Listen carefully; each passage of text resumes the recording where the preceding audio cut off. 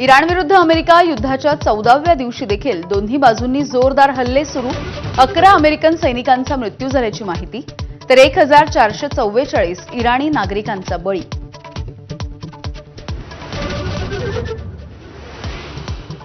इराणचे सर्वोच्च नेते मुश्तबा खामेनींच्या संदर्भात उलटसुलट चर्चांना ऊत।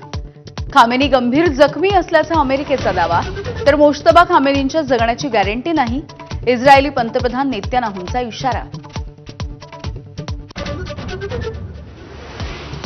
युद्धामुळे राज्यात अनेक नव्या समस्या। कोळसा, लाकूड महाग, सिलेंडरसाठी ठिकठिकाणी मोठ्या रांगा, तर व्यवसायासाठी घरगुती सिलेंडरच्या होणाऱ्या वापराला चाप लावण्याचा प्रयत्न।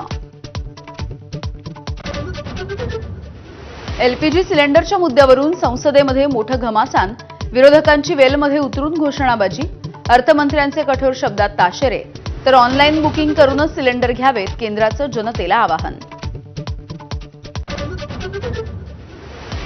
जबरदस्तीनं धर्मांतराला चाप लावणारे विधेयक विधानसभेत सादर।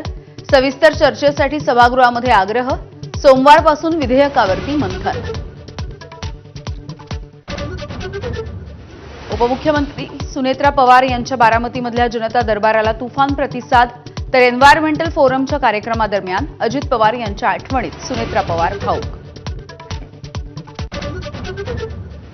मासिक पाळीत पगारी रजा देण्यासंदर्भातली याचिका सुप्रीम कोर्टानं फेटाळली। मासिक पाळीची रजा दिली तर महिलांचं करिअरच संपेल, कोर्टाचं निरीक्षण।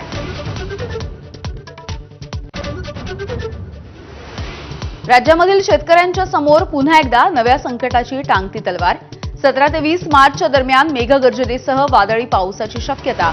विदर्भ, मराठवाडा, खानदेश, मध्य महाराष्ट्रामध्ये पावसाच्या सरींचा अंदाज।